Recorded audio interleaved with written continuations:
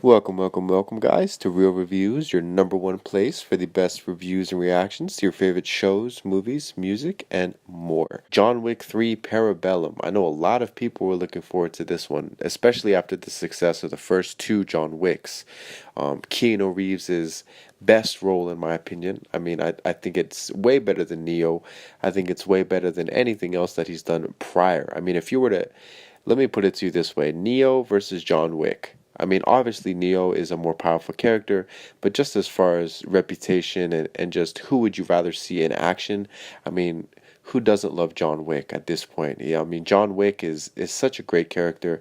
The universe that he's in is large, it's vast. There's tons of new action and tons of new choreography and all kinds of stuff that we've never ever seen before.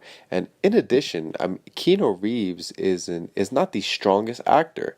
That is just a fact of the matter. He's not the best emotional guy. He's not the best at portraying emotions. Sometimes he overdoes it with his line delivery.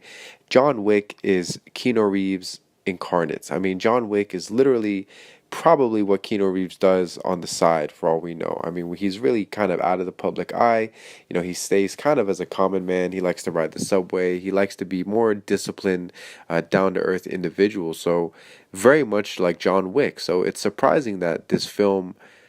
I wonder if they actually wrote the character just for him, or if he auditioned for it. I wonder if he had any say in the actual development of John Wick. But anyways, guys, I don't want to ramble too long. We're going to save that for later on in the video. So I'm going to go ahead and give a quick spoiler-friendly review of John Wick 3.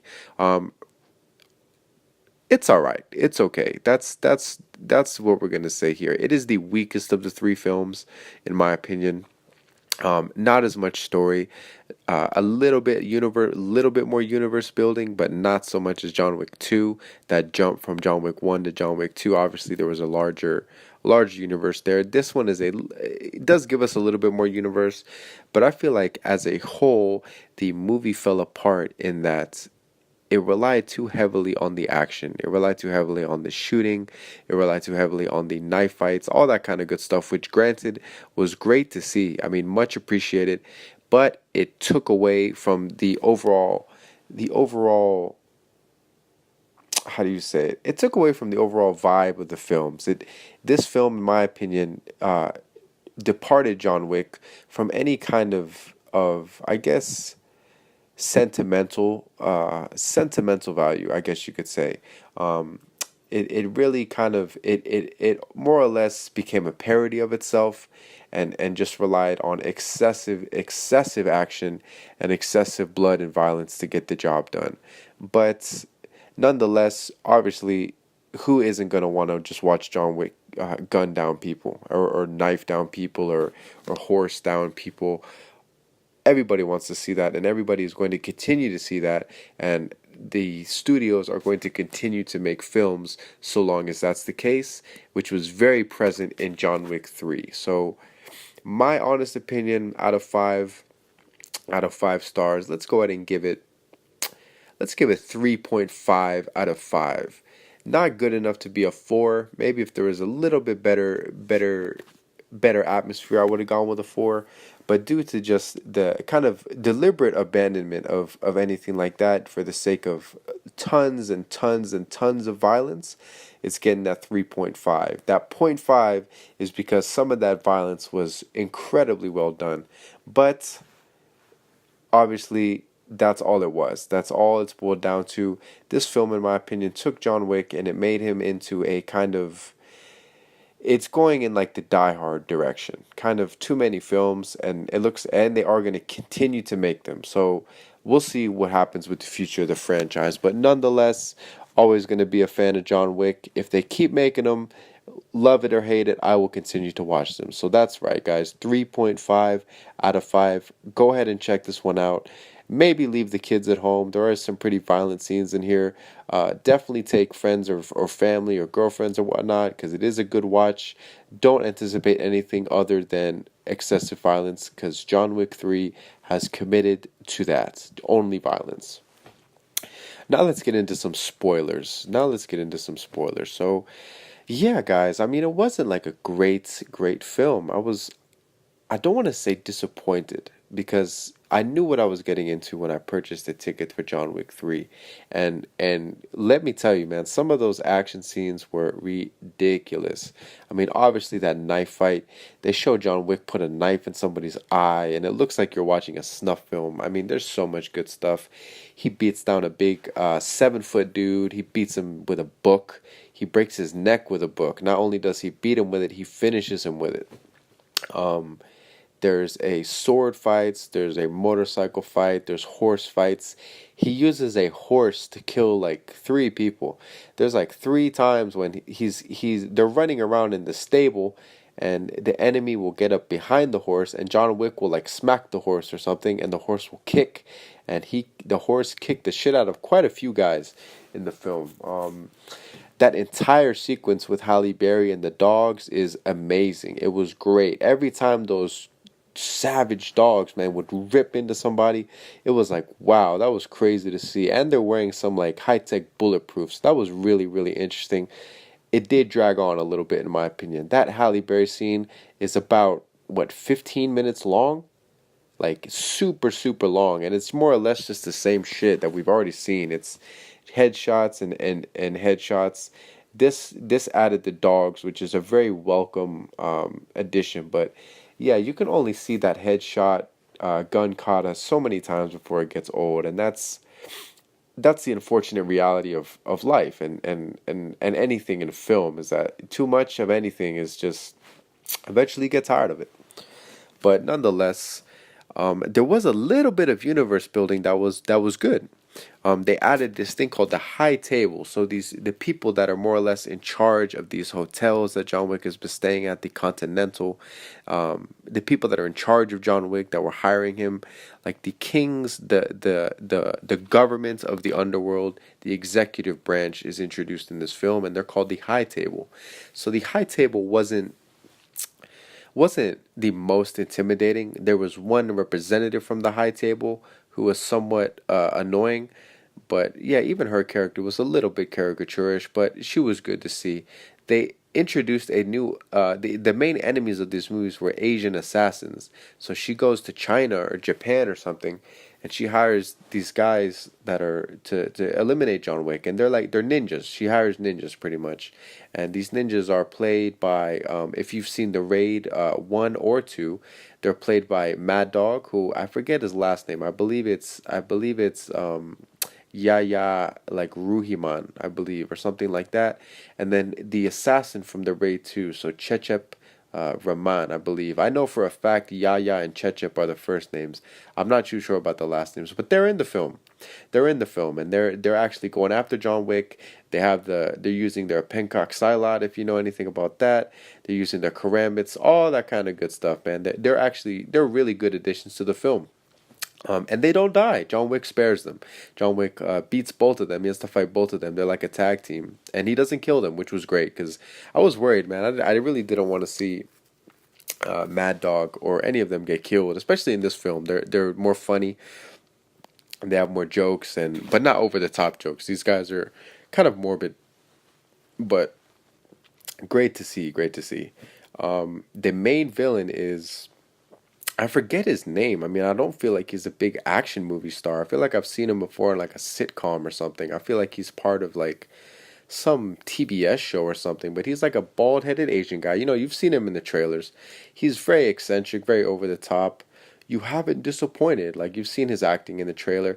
That's pretty much his best acting. Everything else is worse than that. I mean, it's just, he's very annoying throughout the film, and I think that's the intention, but it's somewhat poorly acted and kind of, you're happy to see him go, not because he was such a villain, but more or less because you're just glad to see this character finally off screen.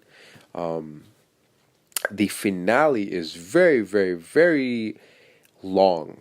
It's very, very, very long. This whole film feels long. There's probably 10 to 15 minutes of dialogue, and then the rest of it is literally just fighting and shooting. So the ending is very, very long.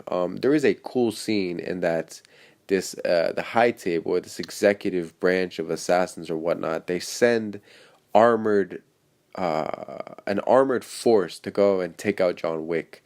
And this is the first time this was interesting because John Wick actually struggles with these guys because they have so much armor. It doesn't matter his jujitsu or his moves or his bullets, anything, they don't pierce it.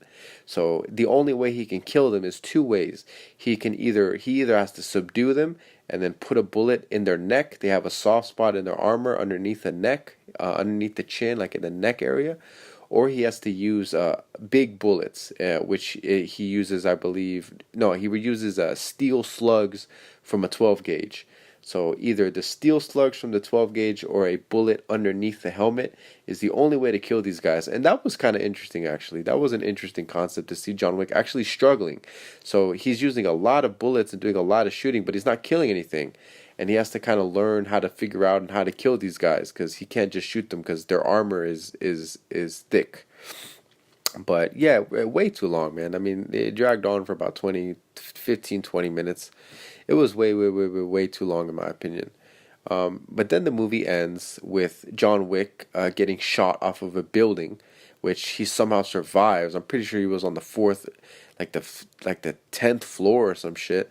Like he falls a very long way. He hits a fire escape on the way down, and a glass overhang or something, and he survives somehow. I mean, that was kind of comical to see John Wick fall off the side of like they were on the roof of a hotel. I mean, at minimum, he was on the 6th floor. So, I mean, a 60-foot fall, and he made impact with something on the way down. And they showed it on camera. That was kind of cheesy. I was like, man, that's ridiculous. He obviously would have been dead, but obviously he's John Wick. He wasn't dead. Lawrence Fishburne, if you haven't seen John Wick 2, he plays kind of like an underground, like mobster guy. He actually saves John Wick from this high table people who are looking for him after they realize that he didn't die from that fall.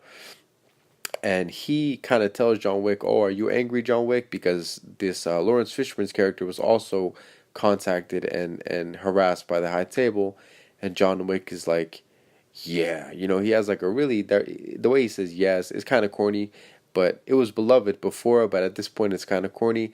And obviously they set up John Wick 4, which is like, wow, man, how many of these things are they gonna make? So are they gonna go all the way John Wick 5, 6, 7, 8? Are they gonna go the Transformers? What's another franchise that went too hard? Die Hard route, where they're just gonna make film and films and films until until they're unwatchable.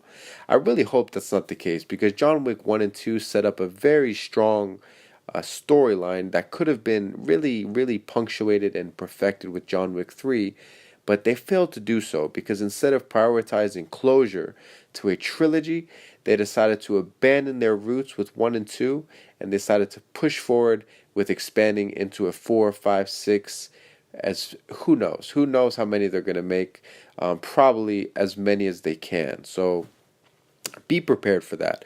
I don't want to say this was the end of the John Wick that a lot of fans liked. I mean, obviously people loved the shooting, but be prepared for this film to set up a universe in which John Wick is just going to have to shoot his way through a variety of situations and a variety of enemies in almost a comic book-esque fashion, which obviously I don't have a problem with that. A lot of people don't have a problem with that. I'm definitely going to watch John Wick 4, but I am gonna have to accept that more or less, yes, John Wick is gonna become another like Terminator, for example. These new Terminator movies, they're making 6 or 7, and I mean they just get worse every film. So this was the first step in a downward spiral, I believe, which was unfortunate, but we'll see how it turns out. You never know. Maybe they bounce back with a stronger John Wick 4, and even or maybe a weak John Wick 5, a strong John Wick 6. Maybe they mix him in so we get like a John Wick versus Predator later down the line. Who knows what kind of crazy stuff they're gonna do with this character? But yeah, John Wick 3 was alright. It could have been a great third installment in a trilogy. They decided to just make it another piece of the larger financial puzzle, which is the John Wick franchise. But anyways, guys, John Wick 3, have you seen it? Did you like it? What did you think about the setup? What did you think about the upcoming John Wick 4? any of the scenes in particular stood out to you. I remember there was one scene where this the guy was holding onto the sword as John Wick was pushing it, and that almost made me had to close my eyes, man. Some of the graphic scenes in this film are pretty hard to watch, but any scenes like that to get to you guys, anything you saw that you were like, wow, that was brutal, anything like that, please feel free to leave that in the comment sections. Please feel free to email me or send any artistic submissions or anything you want to see on this channel to reelreviewsandreactions@gmail.com. And please do not forget to subscribe and share and join us for the next one, guys, so we can keep this train rolling. Y'all have a great day. Peace.